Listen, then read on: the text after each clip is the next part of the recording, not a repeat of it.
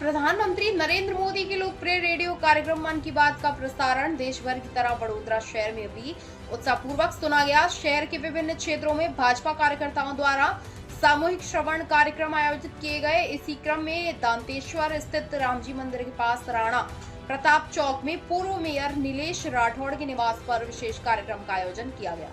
कार्यक्रम में बड़ी संख्या में भाजपा कार्यकर्ता मौजूद रहे। इस अवसर पर कैबिनेट मंत्री रमण भाई सोलंकी ने भी अपनी उपस्थिति दर्ज कराई और प्रधानमंत्री के विचारों को जनहित एवं राष्ट्र निर्माण के लिए प्रेरणादायक बताया।